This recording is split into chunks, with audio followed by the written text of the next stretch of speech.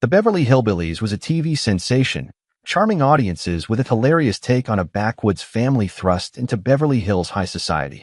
Its cast became household names, delivering laughs week after week. But beyond the fame and comedic brilliance, many of the show's stars faced heartbreaking realities in their personal lives. From tragic accidents to long battles with illness, and from fading careers to quiet personal struggles, the journey after fame wasn't always kind. In this look back, we honor the iconic actors who brought the show to life and reveal the tragic ends that many of them met. Buddy Ebsen was born on April 2, 1908, and played Jed Clampett in the Beverly Hillbillies starting in 1962 at the age of 54. His portrayal of Jed, the gentle patriarch who struck oil and moved his kin to Beverly Hills, charmed audiences with his homespun wisdom and unshakable moral compass. But off-camera, Ebsen's life told a different story, one marked by simmering resentment and carefully veiled emotional scars. Born into a rigid household, Buddy endured a childhood governed by a domineering father who dismissed his artistic pursuits. Constantly belittled and disciplined harshly, he buried his insecurities beneath a performance smile. Though he was a gifted dancer, Ebsen's Hollywood breakthrough came with catastrophe. Cast as the Tin Man in The Wizard of Oz, he suffered a near-fatal reaction to the aluminum powder makeup and was abruptly replaced without compensation or apology. He never truly forgave MGM and remained bitter for decades, often referencing the betrayal in interviews. While he avoided major public scandals, Ebsen had a reputation for being difficult with younger cast members and was privately criticized for derailing writers' scripts with unsolicited rewrites. His biggest career failure came in the 1970s when he launched a doomed musical project that flopped before opening, costing him hundreds of thousands. His personal life was no fairy tale either. He went through 2 divorces, one of which involved messy custody disputes and accusations of emotional cruelty.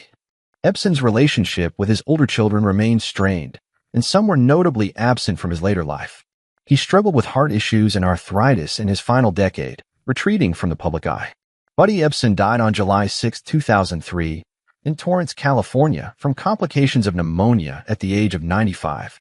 At the time of his death, his net worth was estimated at around $2 million, a sum built through shrewd real estate investments rather than residuals. He left behind not just a legacy of American television, but also decades of personal conflict and artistic frustration rarely revealed to his fans. Donna Douglas was born on September 26, 1932, and played Ellie Mae Clampett in the Beverly Hillbillies in 1962 at the age of 30. Ellie Mae was the sweet, wide-eyed tomboy who stole America's heart with her pigtails, love for critters, and innocent charm. But the woman behind her role carried a far darker story. Born Doris Smith in rural Louisiana, she grew up in deep poverty during the Great Depression. Her father, a laborer with violent tendencies, was often absent, and her mother struggled to feed the family. Donna was mocked for her thick accent and tattered clothes and developed a habit of masking pain with a bright smile, a defense she would carry into adulthood. Her early Hollywood years were riddled with rejection and sexual harassment, including a now-buried incident involving a famous producer who reportedly blackballed her after she refused his advances. Though she became famous as Ellie Mae, she soon found herself typecast and unable to land serious roles. Her biggest professional embarrassment came when she sued Disney in 1993 over Sister Act, claiming they stole her script. The case was thrown out, and she was publicly ridiculed as delusional. Donna's marriage to Roland Bourgeois ended in a bitter divorce, and her son, Danny, later became estranged, blaming her controlling nature and extreme religious beliefs. She also became embroiled in a lawsuit against Mattel, accusing them of stealing her likeness for an unauthorized Barbie doll, another legal battle she lost. In later years, she became reclusive, clinging to evangelical preaching, and was known to sever ties with anyone who challenged her views. Douglas died of pancreatic cancer on January 1, 2015, in Zachary, Louisiana, at age 82. Her estate included a modest home, royalties from reruns, and a handful of personal possessions. Her net worth was estimated at $500,000, far below what many expected from someone who once charmed millions. Her funeral was quiet, her legacy bittersweet. Ellie Mae was a beloved icon, but Donna Douglas died forgotten by Hollywood, betrayed by the very system that once embraced her. Irene Ryan was born on October 17, 1902, and took on the role of Granny Daisy Moses in the Beverly Hillbillies in 1962 at the age of 60. A performance as the feisty, moonshine-making matriarch with a shotgun slung over her shoulder turned her into a cultural icon. Granny was beloved for her outrageous antics and unfiltered tongue, a comedic force within the Clampett clan. But Irene Ryan's life behind the scenes was anything but humorous. Born into poverty in El Paso, she lost her father as a child and was shuffled between relatives while her mother struggled to survive. Her earliest performances came in vaudeville halls that paid pennies and demanded everything, where she endured rampant sexual harassment and chronic health neglect.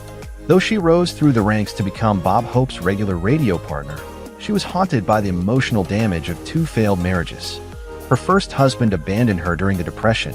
The second, a fellow performer, reportedly cheated and siphoned her earnings, leaving her emotionally and financially depleted. She had no children and lived most of her later life alone, battling insomnia and relying heavily on prescription sedatives. Despite her reputation for being warm with fans, insiders described her as increasingly withdrawn and paranoid in her final years, especially after a close friend died from cancer. She collapsed during a performance of Pippin in 1973 and was later diagnosed with glioblastoma, an aggressive brain tumor that she kept secret until days before her death. Irene Ryan died on April 26, 1973, in Santa Monica, California, at the age of 70, from complications of brain cancer and heart disease. At the time of her passing, her net worth was estimated at $1 million, a humble amount compared to her fame. She left the majority of her estate to fund the Irene Ryan Acting Scholarship, a rare posthumous act of generosity from a woman who spent much of her life hiding heartbreak behind a curtain of laughter. Nancy Culp was born on August 28, 1921, and took on the role of Jane Hathaway in the Beverly Hillbillies in 1962 at the age of 41. Her character was the ever-loyal, no-nonsense secretary to banker Milburn Drysdale, highly intelligent, prim, and often flustered by the Clampetts' antics. Miss Hathaway became a cult favorite for her dry wit and awkward crush on Jethro, but the woman behind the glasses lived a double life far removed from sitcom laughs. Culp's childhood was marked by emotional repression and social alienation. Born to a strict, conservative family in Pennsylvania, she grew up stifled and misjudged, with little acceptance for her tomboy nature. Her escape came through education and military service. She served as a naval officer during World War II, a rare feat for women of the era. But Hollywood was a brutal place for someone as cerebral and androgynous as Culp. She was typecast relentlessly, often mocked by producers for her appearance and rumored lesbianism, something she never confirmed publicly but never denied either. Her attempt to reinvent herself politically in 1984 turned disastrous when co-star Buddy Ebsen publicly endorsed her opponent, essentially ending her campaign and humiliating her on a national scale. The betrayal devastated her. She never spoke to Ebsen again. Though she never married, Culp was believed to have had a long-term relationship with a female companion, whom she referred to only as her housemate. That relationship ended under mysterious circumstances in the early 80s. After leaving Hollywood, she turned to teaching, but former students revealed that she seemed bitter and occasionally lashed out about being discarded by the industry. Diagnosed with cancer in the late 1980s, she refused aggressive treatment and chose instead to die privately, surrounded by books and few close friends. Nancy Culp died on February 3, 1991, in Palm Desert, California, at age 69. Her estate, including a modest condo, royalties from reruns, and personal investments, was valued at approximately $1 million. Though she never found peace in love or fame, Culp remains a quietly tragic figure, brilliant, misunderstood, and far more complex than the sitcom secretary she so brilliantly portrayed. Sharon Tate, born on January 24, 1943, portrayed Janet Trago in the Beverly Hillbillies in 1963 at the age of 20. Janet was the quintessential girl next door, elegant, sweet, and always polite, a quiet presence among the chaos of the Clampetts' antics. While her character exuded innocence, Sharon's real life was a whirlwind of Hollywood's darkest contradictions. Raised in a military family that moved constantly, Sharon's childhood was fractured by uprooted friendships and a strict, emotionally distant household. She often masked deep insecurities with her beauty, which became both her armor and her curse.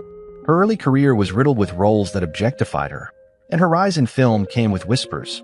Powerful producers allegedly used her as a bargaining chip in industry deals, including unverified but persistent rumors of coerced studio relationships.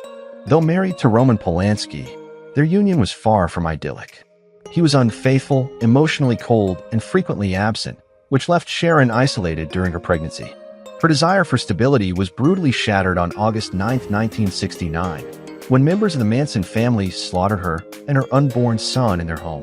What most don't know is that Sharon had called a private investigator weeks prior, terrified by break-ins and strange visitors, warnings that went unheeded. She died in Benedict Canyon of Los Angeles at age 26 from multiple stab wounds. Her estate, valued at approximately $300,000, included a home, jewelry, and film residuals. But no dollar figure could account for the seismic impact her death had on Hollywood.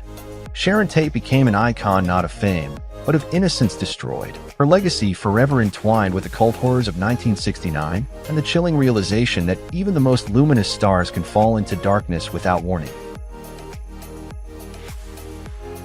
Elia Alman was born on September 19, 1904, and took on the role of Elverna Bradshaw in the Beverly Hillbillies in 1963 at the age of 59. Her character, Elverna, was the very definition of upper-class arrogance, always clashing with Granny and flaunting her supposed social superiority. Audiences loved to hate her, and her passive-aggressive rivalry with the Clampetts added a sharp bite to the show's comedic edge. But behind the scenes, Elia Alman lived a double life, one as a respected performer, and another as a deeply lonely woman in a cutthroat industry that never truly valued her. Raised in North Carolina during the Great Depression, her childhood was marked by financial hardship and a mother who dismissed her acting dreams as nonsense. Despite an early breakthrough as a radio voice actress, Alman struggled for years to be taken seriously.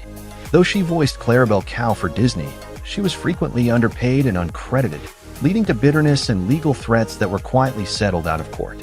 Her biggest disappointment came when Lucille Ball cut her from a recurring role in I Love Lucy, allegedly due to behind-the-scenes jealousy and rumors that Alman had mocked Ball's voice. Professionally polite, Elia was known off-camera for her biting sarcasm and difficulty trusting coworkers. She never married, and though she had several high-profile affairs in the 1940s, she later described herself as too independent for the men of Hollywood. In her final years, she quietly sold real estate to support herself, a humbling move for someone who once walked studio lots with the elite. Her health deteriorated slowly, and she became increasingly isolated. Elia Alman died on March 6, 1992, at age 87 in Santa Monica from pneumonia. Her assets included a modest condo and residual checks from reruns, with an estimated net worth under $1 million. Though rarely the star, her legacy remains etched in the golden age of television as one of its most delightfully detestable socialites. Biba Naderett was born on April 4, 1906, and portrayed cousin Pearl Bodine in the Beverly Hillbillies in 1962 at the age of 56. Pearl was a brash, overbearing mountain woman with dreams of sophistication, constantly pushing her dim-witted son Jethro towards success. She stirred the pot with her relentless matchmaking, yet her character was oddly endearing, an exaggerated Southern archetype that audiences couldn't help but laugh at. Behind her vibrant performances, Bea lived a life of quiet suffering and personal sacrifice. Born into a modest family in New York City, she was shuffled between relatives after her father abandoned the family when she was a toddler. Bea faced relentless ridicule for her nasally voice and chubby frame, leading her to develop an early skill for hiding pain behind humor. Her mother, a strict Catholic, discouraged her from performing, insisting she marry young and leave behind any foolish dreams. She rebelled, secretly auditioning for radio at age 17, launching a career that would later define her, but also isolate her from family for decades. Professionally, she was prolific but often overlooked. She voiced dozens of characters and played supporting roles in multiple series, yet rarely got lead billing. She was passed over for starring parts due to her unconventional looks and suffered in silence when several projects she helped develop were taken over by younger, prettier actresses. Her biggest career disappointment came when she was replaced by another actress in Green Acres due to failing health, despite fighting to stay on the show. Naderett's personal life, though carefully guarded, was marked by heartbreak. Her first marriage ended in quiet divorce, and though she remarried later in life, friends claimed the second union lacked passion. She had 2 children but often felt like a stranger to them due to her relentless work schedule. In the final years of her life, she was diagnosed with lung cancer, a fact she kept hidden even from close friends. She died on October 13, 1968, at age 62, in Los Angeles. Despite her long career, Bea's estate was modest, a small Hollywood Hills home, residual payments from the Flintstones, and savings totaling approximately $1 million.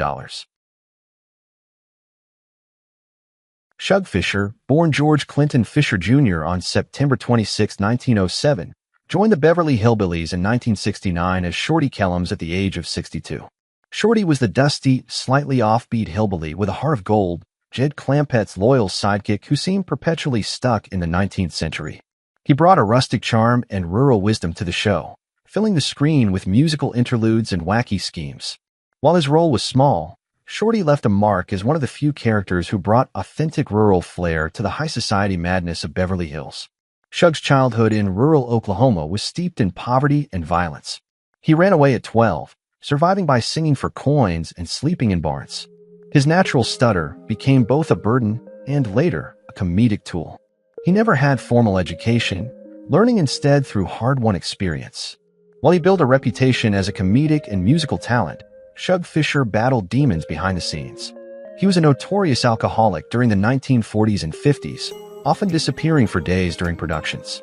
Bandmates complained of his violent outbursts when drunk, and at least 2 gigs were canceled after he was arrested for public brawling. His worst professional moment came in 1954, when he was fired mid-tour for drunkenly insulting Roy Rogers backstage, an incident that nearly ended his music career. Though he eventually sobered up in the 1960s, the industry never fully forgot, and major roles stayed just out of reach. Fischer's love life was equally rocky. He married a former vaudeville singer, but the marriage quickly turned toxic, marked by financial woes and alleged infidelity. They divorced quietly, but never reconciled. He had no children, and in his later years, lived mostly alone, surrounded by stray dogs and old records. When he joined the Beverly Hillbillies, it was seen as a comeback, but his health had already begun to decline. Fischer died on March 16, 1984, at age 76, in Woodland Hills, California, after battling a prolonged illness. His assets included a small ranch, musical royalties, and a 1959 Cadillac, totaling an estimated net worth of less than $1 million. Harriet EMC Gibbon was born on October 5, 1905, and began playing Mrs. Margaret Drysdale in the Beverly Hillbillies in 1962 when she was 57 years old. As the elegant but insufferably snobbish wife of banker Milburn Drysdale, McGibbon turned social elitism into comedy gold. Her character was obsessed with status and mortified by the Clampetts' uncivilized ways, becoming a symbol of Beverly Hills' cold aristocracy. Yet in real life, Harriet was no stranger to private heartbreak and silent suffering. Born into a wealthy Chicago family, she was raised with rigid expectations of perfection. Her first marriage to radio producer William Riley ended in scandal when she was caught in a romantic entanglement with a married stage director, a scandal that nearly ended her stage career in the 1930s. Though she later married actor Charles Corwin White and appeared to settle down, friends whispered of a deeply unhappy home life marked by emotional estrangement and controlling behavior from her husband. Her only son, Charles Jr., battled drug addiction throughout his life and died under unclear circumstances. Some said overdose, others hinted at suicide. Harriet never spoke publicly of him again. As her television fame grew, McGibbon reportedly became difficult on set, demanding wardrobe overhauls, refusing to rehearse with co-stars she deemed beneath her, and once halting production over what she called a vulgar script. After the show ended, she retreated from public life and was rarely seen in Hollywood circles. Her final years were marked by a quiet bitterness and increasing isolation. She died of heart failure on February 8, 1987, in Beverly Hills, California, at age 81, alone and largely forgotten. Her assets included a small home, heirlooms from her theater days, and modest royalties, with a net worth estimated around $500,000. McGibbon's legacy, like her character, was elegant on the surface, but behind the pearls and posture lay decades of hidden grief, broken family ties, and the quiet decay of fame. Frank Cady was born on September 8, 1915, and joined the Beverly Hillbillies in 1968 at the age of 53, playing the down-to-earth Sam Drucker, the unflappable general store owner who anchored 3 separate sitcoms at once. On screen, Drucker was steady, mild-mannered, and always ready with sage advice, a foil to the Clampetts' chaos. Off-screen, Cady led a seemingly scandal-free life, but there were layers of guardedness few ever saw. Raised in rural California, Katie lost his mother at a young age and rarely spoke of his grief. After serving in World War II, he earned a master's in theater arts and spent years in radio anonymity before landing consistent TV work. Though loved for his affability, Katie harbored frustrations over being typecast as the nice guy, which he once confessed left him feeling invisible in Hollywood. His greatest professional setback came when CBS abruptly canceled all 3 rural comedies in the infamous 1971 Rural Purge, erasing his regular income overnight. Although he never publicly complained, friends recalled how deeply it wounded him. His personal life was quieter. He remained married to his wife Shirley for over 60 years, but insiders noted he grew emotionally distant in his final decades, avoiding public appearances and declining interviews. Katie spent his last years in seclusion in Oregon, living simply and largely off modest residual checks. He passed away on June 8, 2012, in Wilsonville at age 96. His net worth at death was under $1 million, composed of retirement savings, residuals, and a pension. Though never a marquee name, Frank Katie left behind a legacy of consistency and subtle melancholy, a reminder that even the steadiest faces on television carried unseen burdens.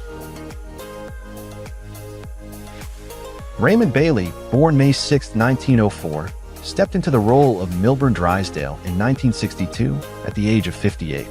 As the greedy, neurotic banker who would stop at nothing to keep the Clampetts' fortune in his vault, Bailey created a character that satirized corporate greed with razor-sharp precision. But Bailey's off-camera life was a storm of private torment, professional disillusionment, and a gradual descent into obscurity. Raised in a rigid, emotionally distant household in San Francisco, Raymond fled to Hollywood in the 1930s, where he failed miserably as a young actor. He spent years working on cargo ships and as a day laborer, only to return to LA and face more rejection. He finally broke into minor roles, but he was known in casting circles for his icy demeanor and a hair-trigger temper that made directors hesitant to rehire him.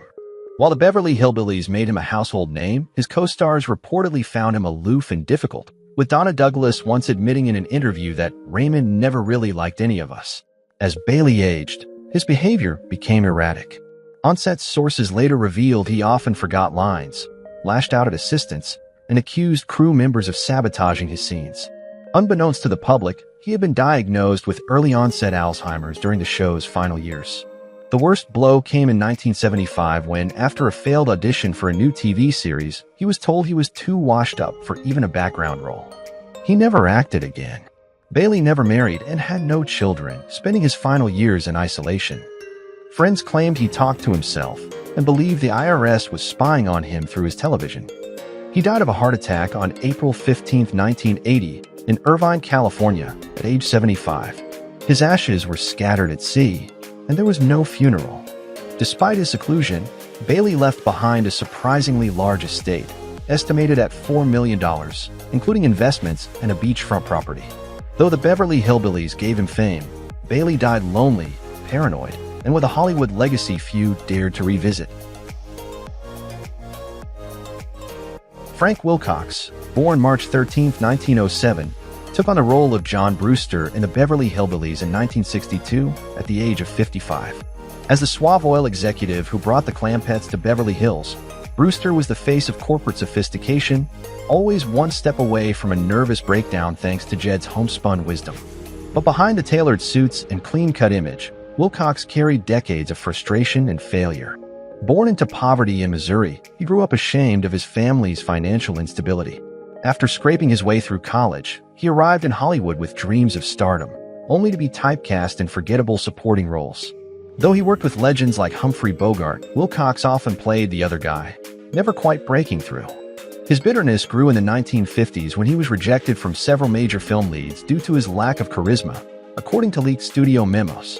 The ultimate blow came in 1961 when he was quietly dropped from a high-profile war film after rumors of his controlling behavior on set circulated, sparked by his clashes with a younger, rising co-star. Known off-camera as difficult, Wilcox was said to micromanage fellow actors and frequently rewrote dialogue without permission, earning him the nickname Director Frank among crew members. His personal life was no less troubled. Twice divorced, estranged from his only daughter, and rumored to have lived with an unnamed male companion for years, Wilcox kept his private life locked behind carefully manicured public appearances. He died of a heart attack on March 3, 1974, in Granada Hills, California, just 10 days before turning 67. His estate, modest compared to peers, was estimated at under $1 million and included small real estate holdings and decades' worth of residuals. While he left no memoir or legacy foundation, those who knew him remembered a man at odds with his own success, respected, yet perpetually chasing the validation that never quite arrived. Larry Pennell was born on February 21, 1928, and stepped into the role of Dash Riprock in the Beverly Hillbillies in 1965 at the age of 37. His character, Ellie Mae Clampett's dashing but narcissistic suitor, was a satire of 1950s Hollywood leading men, complete with blinding smiles, sculpted hair, and empty promises. While Dash was played for laughs, Pennell himself wrestled with the shadows of identity and missed fame. Raised by a stern disciplinarian father in a strict Catholic household, Pennell found emotional escape in sports, eventually playing professional baseball with the Brooklyn Dodgers organization. But after a shoulder injury ended his athletic career prematurely, he shifted to acting, an industry that both embraced and underestimated him. Though his resemblance to Clark Gable drew attention, it also typecast him into shallow roles. Beneath his smooth exterior, he carried insecurities that led to erratic behavior on set, including sudden walk-offs and silent feuds with producers over his lack of leading man opportunities. Though never embroiled in scandal, Pennell was known to manipulate publicists to inflate his status in the press, and former co-stars hinted that he carried grudges for decades. He never married and reportedly ended a long-term relationship over suspicions of infidelity that were never confirmed, leading to isolation in his later years. Pennell also grew bitter toward the industry, especially after his attempts to relaunch his career in the 1980s failed spectacularly, including an unaired pilot he produced and financed himself. He died on August 28, 2013, in Santa Monica at the age of 85 from natural causes. At the time of his death, his estate was estimated between $1 to $2 million, consisting mostly of residuals, investment income, and a modest real estate portfolio. Though he lived quietly in the end, his portrayal of Dash Riprock remains a subtle critique of an industry that both made and broke him. Thank you for watching as we reflected on the lives and legacies of the actors from the Beverly Hillbillies who are no longer with us. Their humor, charm, and unforgettable performances brought joy to millions and helped shape the show into a classic. While their journeys ended far too soon, their impact lives on through every scene, every laugh, and every memory they've left behind. As we honor their lives, we're reminded of how deeply television can touch our hearts. Join us next time as we look back at more stars who left us too soon, but whose stories continue to shine.